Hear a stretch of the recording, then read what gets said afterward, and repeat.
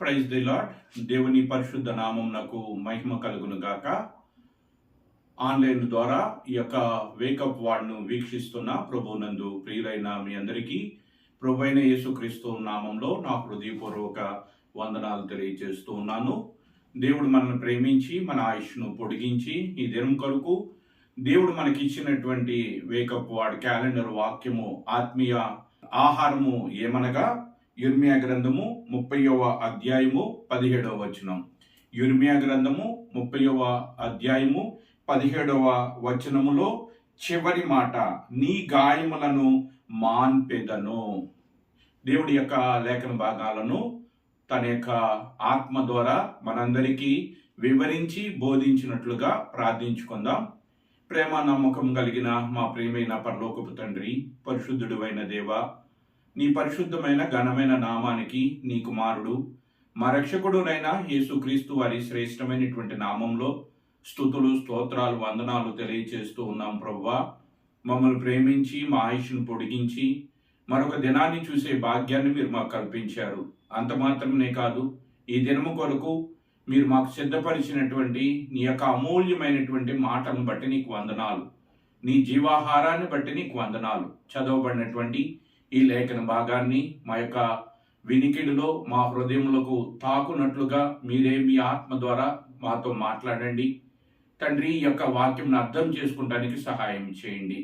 బలహీనుడను నిష్ప్రయోజనమైన వాడను ప్రభువా, దయతో నన్ను మరుగుపరిచి నా మాట దూరపరిచి నీ యొక్క ప్రయోజనకరమైన మాటను, నీ బలమైన మాటను ఆన్లైన్ ద్వారా ఎంతమంది అయితే ఏకీభవిస్తున్నారో వారందరితో కూడా మీరు మాట్లాడమని ఘనత మహిమ ప్రభావములు మీకే ఆరోపిస్తూ నీ కుమారుడు మా రక్షకుడునైన యేసుక్రీస్తు వారి శ్రేష్టమైనటువంటి నామంలో ఈ ప్రార్థన మీకు సమర్పిస్తున్నాము తండ్రి, ఆమేన్. ప్రియులారా, ఈ దినము కొరకు దేవుడు మనకి ఇచ్చినటువంటి లేఖన భాగము, నీ గాయములను మాన్పెదను. ఈ యొక్క యిర్మీయా గ్రంథము 30:17వ వచనంలో దేవుడు మనకు తెలియచేస్తున్నటువంటి మాట, నీ గాయములను మాన్పెదను. ప్రియులారా, ఈ యొక్క గాయములను గురించి మనం ఒకసారి ఆలోచించినట్లయితే ఈ గాయములను 3 రకాలుగా మనం విభజించవచ్చు.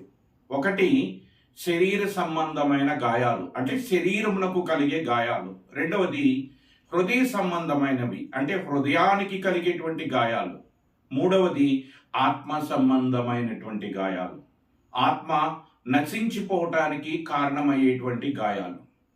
శరీర సంబంధమైనటువంటి గాయములను గురించి మనం ఆలోచన చేస్తే, శరీర సంబంధమైన గాయములకు ఈ లోకంలో మరి ఎన్నో మందులు దేవుడు ఏర్పాటు చేశాడు. అంత మాత్రమే కాదు, ఈ శరీర సంబంధమైన గాయముల నుండి మనకు విడుదల దయచేయటానికి, ఆ గాయాలను మాన్పటానికి, ఆ గాయముల నుండి మనకు స్వస్థతను కలగచేయటానికి దేవుడు ఈ లోకంలో వైద్యులను కూడా దేవుడు ఏర్పాటు చేశాడు. అందుకనే ప్రభువైన యేసుక్రీస్తు శరీరధారికి ఈ లోకంలోనికి వచ్చినప్పుడు ఆయన అటువంటి మాట, ఆరోగ్యవంతులకు వైద్యుడు అవసరము లేదు అంటున్నాడు. అంటే వైద్యులను కూడా దేవుడే ఏర్పాటు చేశాడు, మందులను దేవుడు ఏర్పాటు చేశాడు మనకు కలిగిన శరీర సంబంధమైనటువంటి గాయములను మాన్పటానికి. మరి రెండవదిగా హృదయ సంబంధమైన గాయాలు, హృదయానికి తగిలేటువంటి గాయాలు. మరి వ్యక్తుల యొక్క మాటలను బట్టి మనకు నచ్చినటువంటి వారు, మనకు విరోధంగా ఉన్నటువంటి వారు, లేదా మనకు నెలవైనటువంటి వారే, మనకు ఆత్మీయంగా ఉన్నటువంటి వారే మనల్ని గురించి చెడ్డ మాట పలికినప్పుడు ఆ యొక్క మాటల వలన కలిగేటువంటి గాయాలు. అంతేకాకుండా మన ఆత్మీయులు మనకు దూరం అయిపోయినప్పుడు మనకు కలిగేటువంటి గాయాలు. అంతేకాకుండా మన ఆత్మీయంగా మన యొక్క సొంత వారిని మనం పోగొట్టుకున్నప్పుడు మనకు కలిగేటువంటి గాయాలు. ఇవి హృదయ సంబంధమైనవి, ఇవి బయటికి కనిపించే గాయాలు కాదు. అయితే ఈ హృదయ సంబంధమైన గాయాలకు మరి మెడిసిన్గా, మందుగా దేవుడు ఏమి ఏర్పాటు చేశాడంటే కాలాన్ని. కాలమే అన్నిటికీ కూడా సమాధానం చెప్తుంది. కాలమే మన హృదయ సంబంధమైన గాయాలను మాన్చివేస్తుంది. అది ఆ యొక్క హృదయ సంబంధమైన గాయాలను మాన్పేదుగా కాలం ఉండటాన్ని మనం చూడగలం. మరి ఈ యొక్క మూడవదిగా మనం ఆలోచించినట్లయితే, మూడవది అది ఆత్మ సంబంధమైన గాయం. ఈ ఆత్మ సంబంధమైనటువంటి గాయము దేని వల్ల కలుగుతుంది అంటే, అది మనిషి దేవుని యొక్క మార్గములో నుండి తొలగిపోయినప్పుడు, దేవుని యొక్క ఆజ్ఞలను అతిక్రమించినప్పుడు కలిగేటువంటి గాయాలు, అనగా ఈ యొక్క ఆత్మ సంబంధమైనటువంటి గాయాన్ని గురించి మనం ఏమనుకోవచ్చు అంటే ఇది మరి పాపపు గాయము అనుకోవచ్చు. ఈ యొక్క పాపపు గాయమునకు లోకంలో ఎక్కడా కూడా మందు లేదు. లోకంలో ఎక్కడా కూడా వైద్యుడు అనేటువంటి వాడు లేడు. ఏ వైద్యుడు కూడా ఈ యొక్క గాయాలను మాన్పలేడు. ఏ వైద్యుడు కూడా ఈ యొక్క గాయాలకు మందు వెయ్యలేడు. అది హృదయ సంబంధమైన గాయాలు కాలము బాగు చేయవచ్చు. శరీర సంబంధమైన గాయాలను మాన్పటానికి లోకంలో ఎన్నో రకాలైనటువంటి మెడిసిన్స్ ఉన్నాయి. అంటే అన్ని గాయాలు మానిపోతాయని కాదు, కానీ ఆ యొక్క గాయాల నుంచి విడుదల పొందటానికి, స్వస్థత పొందటానికి లోకంలో వైద్యులు ఉన్నారు, లోకంలో మందులు ఉన్నాయి. అయితే ఈ యొక్క ఆత్మ సంబంధమైన గాయము, ఆ దేవుని ఆజ్ఞను అతిక్రమించుట ద్వారా కలిగేటువంటి పాపం అనేటువంటి గాయానికి ఈ లోకంలో ఎక్కడా కూడా మందు లేనే లేదు. అందుకనే ప్రవక్త అయినటువంటి నహూము మరి తాను రాసినటువంటి ఆ యొక్క గ్రంథంలో 3వ అధ్యాయము 19వ వచనంలో ఈ రీతిగా తెలియజేస్తూ ఉన్నాడు. నీకు తగిలిన దెబ్బ బహు చెడ్డది, నీ గాయమునకు చికిత్స ఎవడునూ చేయజాలడు. మనం ఉన్నటువంటి లేఖన భాగాన్ని చూసినట్లయితే నీకు తగిలిన దెబ్బ బహు చెడ్డది అంటే అది మరి శరీర సంబంధమైనది కాదు, కానీ హృదయ సంబంధమైనది అని కంటే బహు చెడ్డది. ఏమిటి అంటే అది పాపం వల్ల కలిగేటువంటి గాయం. ఈ పాపం వల్ల కలిగేటువంటి గాయానికి చికిత్స ఎవ్వడును కూడా చెయ్యజాలడు అని ఇక్కడ ప్రవక్త అయినటువంటి నహూము తెలియజేస్తున్నాడు. అదే రీతిగా ఇర్మియా గ్రంథము 30వ అధ్యాయము 12వ వచనంలో మనం చూసినట్లయితే యెహోవా ఈలాగు సెలవిచ్చుచున్నాడు, నీ వ్యాధి ఘోరమైనది, నీ గాయము బాధాకరమైనది. అంటే ఇది కంటికి కనిపించే గాయం కాదండి, ఇది ఆత్మ సంబంధమైనటువంటి పాపపు గాయము. ఇది కంటికి కనబడదు, కానీ దీనివల్ల వచ్చేటువంటి ప్రతిఫలము అది చాలా భయంకరమైనటువంటిది. అందుకని అంటున్నాడు, నీ గాయము, నీ వ్యాధి ఘోరమైనది, నీ గాయము బాధాకరమైనటువంటిది. ఈ యొక్క గాయమునకు స్వస్థత ఈ లోకంలో ఎక్కడ దొరకదు. అని దావీదు తాను రాసిన కీర్తనల గ్రంథము 38వ అధ్యాయము 5వ వచనంలో ఏమని తెలియజేస్తున్నాడంటే, నా మూర్ఖత వలన కలిగినటువంటి గాయములు దుర్వాసన గలవై ఉన్నవి అంటున్నాడు. అంటే ఈ పాపము వల్ల వచ్చేటువంటి గాయములు కలగచేసేటువంటి వాసన అది దేవుని దృష్టికి ఎలాగున్నది అంటే దుర్వాసనగా ఉన్నది. దేవుడు సహింపలేనటువంటిగా, దేవుడు భరింపలేనటువంటి మరి గాయముగా ఇవి కనబడుతూ ఉన్నది. అందుకనే ప్రవక్త అయినటువంటి యెషయా మరి తాను ఇశ్రాయేలు గురించి ప్రవచిస్తూ ఆయన అన్నటువంటి మాట, యెషయా గ్రంథము 1వ అధ్యాయము 6వ వచనాన్ని మనం ఒకసారి పరిశీలించినట్లయితే, అది కాలు మొదలుకొని తల వరకు స్వస్థత కొంచెమైనను లేదు, ఎక్కడ చూచినా గాయములు, దెబ్బలు, పచ్చి పుండ్లు, అవి పిండబడలేదు, కట్టబడలేదు, తైలముతో మెత్తన చేయబడలేదు. కారణం ఏమిటంటే ఆ గాయములకు మందు ఈ లోకంలో ఎక్కడ దొరకదు. ఆ గాయములను బాగు చేసేటువంటి వైద్యుడు ఈ లోకంలో ఎక్కడా కూడా లేనే లేడు. అందుకని అంటున్నారు, ఆ గాయములు బహు ఘోరమైనటువంటివి, అవి ఎటువంటివి అంటే బాధాకరమైనటువంటిది అని ఇక్కడ ప్రవక్త అయినటువంటి ఇర్మియా కూడా ఈ గాయములను గురించి తెలియజేస్తూ ఉన్నాడు. ప్రియులరా, ఈ యొక్క గాయమును కానీ మనము బాగు చేసుకొనకపోతే, ఈ కంటికి కనబడనటువంటి ఈ యొక్క ఆత్మ సంబంధమైనటువంటి గాయము, పాపం అనేటువంటి గాయము, ఇది కొంతమందికి అసలు గాయముగా కూడా అనిపించట్లేదు. లోకంలో ఉన్నటువంటి వారికి ఈ పాపం అనేటువంటి ఒక గాయము ఉన్నది అనేటువంటి సంగతి వారికి తెలియదు.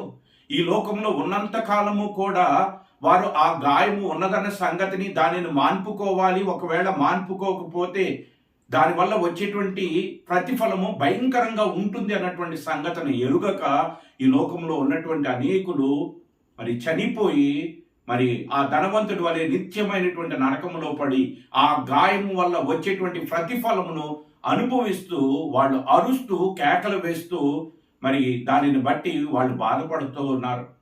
ప్రియులరా, అయితే అటువంటి పరిస్థితుల్లోనికి మనం వెళ్ళకూడదని, అటువంటి ఆ యొక్క ఆత్మ సంబంధమైనటువంటి గాయము అనగా పాపం వల్ల వచ్చేటువంటి ప్రతిఫలము భయంకరంగా ఉండబోతుంది కనుక అటువంటి భయంకరమైనటువంటి ప్రతిఫలాన్ని మనం అనుభవించకుండా ఆ గాయమును మాన్పుకోవటానికి, ఆ గాయం నుంచి విడుదల పొందటానికి, ఆ గాయమును మాన్పేటువంటి మందును తెలుసుకోవటానికి, దానిని పొందటానికే ప్రభువైన యేసుక్రీస్తు ఒక శ్రేష్టమైనటువంటి మార్గాన్ని మనకు చూపిస్తూ వచ్చాడు. పాపం అనేటువంటి గాయము అది బహు భయంకరమైనటువంటిది, అది ఘోరమైనటువంటిది. దానిని ఈ లోకములో మనం మాన్పుకోకపోతే, దాని నుంచి విడుదల పొందకపోతే, దానికి స్వస్థతను మనం పొందకపోతే, దాని నుంచి వచ్చేటువంటి ప్రతిఫలము అది చాలా భయంకరంగా ఉంటుంది. అది ఎలాగ ఉంటుంది అంటానికే ప్రభువైన యేసుక్రీస్తు ఒక ధనవంతుడి యొక్క ఉపమానాన్ని నూతన నిబంధనలో మనం తెలియచేయటాన్ని మనం చూస్తూ ఉన్నాం. ఆ ధనవంతుడు ఈ లోకంలో ఎంతో సుఖంగా బ్రతికాడు. ఆ పాపం అనేటువంటి గాయం ఒకటి ఉన్నదని, దానివల్ల వచ్చేటువంటి ప్రతిఫలము భయంకరమైనటువంటిదని, అది దుర్వాసన కలిగినటువంటిది అది దానిని స్వస్థపరచుకోకపోతే, దాని నుంచి విడుదల పొందకపోతే, ఆ గాయంను మాన్పుకోకపోతే దానివల్ల వచ్చే ప్రతిఫలము అది నిత్యమైనటువంటి నరకమన్న సంగతిని ఆ ధనవంతుడు ఈ లోకంలో ఉన్నప్పుడు ఎరగలేదు.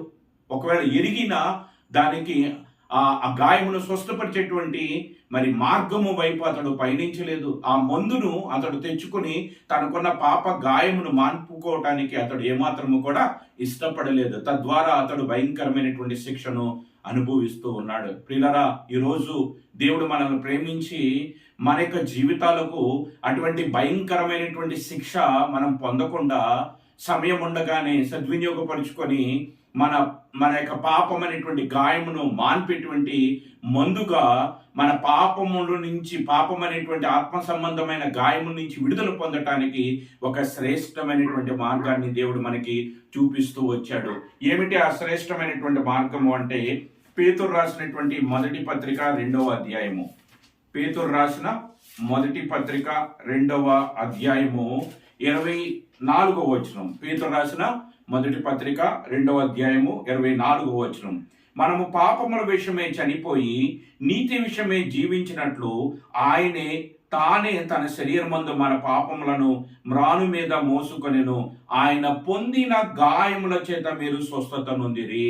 దేని చేత స్వస్థత వస్తుందండి? ఆత్మ సంబంధమైన ఈ పాప గాయము నుంచి స్వస్థత మనకు దేనిని బట్టి వస్తుందంటే, ప్రభువైన యేసుక్రీస్తు యొక్క గాయముల ద్వారా, అంటే ప్రభువైన యేసుక్రీస్తు యొక్క రక్తము ద్వారా, ఆ గాయముల నుండి కారినటువంటి రక్తము ద్వారా మన ఆత్మ సంబంధమైన గాయములకు స్వస్థత కలుగుతూ ఉన్నది. కాబట్టి ఈ యొక్క స్వస్థతను మనం పొందకపోతే తర్వాత వచ్చేటువంటి పరిణామం ఎలాగుంటుంది అంటే, భయంకరమైనటువంటి నరకం. అక్కడ అగ్ని ఆరదు, పురుగు చావదని ప్రభువైన యేసుక్రీస్తు తెలియచేస్తూ ఉన్నాడు. అటువంటి యాతనకరమైనటువంటి స్థలంలోనికి వెళ్లకుండా సమయం ఉండగానే మనకున్నటువంటి గాయములను మాన్పటానికి మార్గమైనటువంటి యేసుక్రీస్తు వద్దకు వచ్చి, ఆయన రక్తము ద్వారా మన పాపములకు క్షమాపణ దొరుకుతుంది కనుక, మన గాయములకు స్వస్థత దొరుకుతున్నది కనుక, ప్రభువైన యేసుక్రీస్తు యొద్దకు వచ్చినటువంటి వారమై, ఆయన రక్తమందు కడగబడినటువంటి వారమై, ఆయన ద్వారా మన పాపములకు క్షమాపణ మనం పొందాలని ఈ యొక్క దినమందు దేవుడు తన యొక్క లేఖముల ద్వారా మనల్నందరినీ కూడా తన యొద్దకు పిలుచుచున్నాడు. అందుకనే ప్రయాసపడి భారం మోయుచున్న సమస్తమైన వారులారా, నా యొద్దకు రండి, నేను మీకు విశ్రాంతినిస్తాను, మీకు స్వస్థతనిస్తాను, మీ పాపం అనేటువంటి గాయములను నేను మాన్పెదను. ఈరోజు దేవుడు మనకిస్తున్నటువంటి ఈ యొక్క మాట ఏమిటి అంటే, మన యొక్క గాయములను ఆయన మాన్పు వాడై ఉన్నాడు. ప్రియులారా, ఆత్మ సంబంధమైనటువంటి ఆ అతి భయంకరమైనటువంటి ఘోరమైనటువంటి ఆ గాయమునే మాన్పినటువంటి వాడు మన శరీరమునకు కలిగినటువంటి గాయములను మాన్పుట ఆయనకేమీ అసాధ్యము కాదండి. ఆయనకి సమస్తము సాధ్యమే. 12 సంవత్సరముల నుంచి రక్తస్రావంతో బాధపడుతున్నటువంటి ఆ స్త్రీ ప్రభువైన యేసుక్రీస్తు దగ్గరికి రాగానే 12 సెకండ్స్లోనే ఆమె స్వస్థత పొందింది. ఎంతో మంది వైద్యుల దగ్గరికి వెళ్ళింది, వైద్యుల వల్ల కాలేదు. ఆమె ప్రభువైన యేసుక్రీస్తు దగ్గర ఆమె రోగమునకు, ఆమె గాయమునకు స్వస్థత ఆమె పొందగలిగింది. కాబట్టి మొట్టమొదట మనం ఆత్మ సంబంధమైనటువంటి స్వస్థతను మనం పొందితే, ఆత్మ సంబంధమైన పాపం అనేటువంటి రోగం నుంచి మనం విడుదల పొందితే, శరీర సంబంధమైనటువంటి స్వస్థత దేవుడు తప్పక మనకు అనుగ్రహిస్తాడండి. కాబట్టి ఈ యొక్క దినమున దేవుడు మనకిస్తున్నటువంటి మరి ఆదరణకరమైనటువంటి మాట, శ్రేష్టమైనటువంటి మాట, మనలను ఆయన తిరిగి ఆహ్వానిస్తూ ఆయన అంటున్నటువంటి మాట ఏమిటి అంటే, యిర్మీయా గ్రంథము 30వ అధ్యాయము 17వ వచనంలో, నీ గాయములను మాన్పెదను, నీ గాయములను మాన్పెదను, నేను నీకు ఆరోగ్యమును కలగ చేసేదను. దేవుడు ఇస్తున్నటువంటి ఈ లేఖన భాగాన్ని ఆధారం చేసుకొని మన యొక్క పాపము అనేటువంటి ఆత్మ సంబంధమైనటువంటి గాయం నుంచి విడుదల పొందటానికి మనం ప్రయత్నించినట్లయితే, మనకు ఉన్నటువంటి ఆత్మ సంబంధమైన గాయము నుంచి మనం స్వస్థత పొందితే, శరీర సంబంధమైన ఆరోగ్యము మనకి దేవుడు అనుగ్రహిస్తాడు. కాబట్టి ఈ యొక్క వాక్య భాగాన్ని ఆధారం చేసుకొని దేవుని దగ్గరికి వెళ్ళి ప్రార్థించి దేవుడి యొక్క కృపను పొంది శరీర సంబంధమైనటువంటి ఆరోగ్యమును, హృదయ సంబంధమైనటువంటి ఆరోగ్యాన్ని, ఆత్మ సంబంధమైనటువంటి ఆరోగ్యాన్ని మనం పొంది మన గాయములను మాన్పుతాను అని ఆయన ఇచ్చినటువంటి వాగ్దానాన్ని మనం స్వతంత్రించుకుందాం. అట్టి భాగ్యాన్ని మాటలు వినుచున్న మనందరికీ కూడా దేవుడు అనుగ్రహించును గాక. ఆమేన్. ప్రార్థించుకుందాం.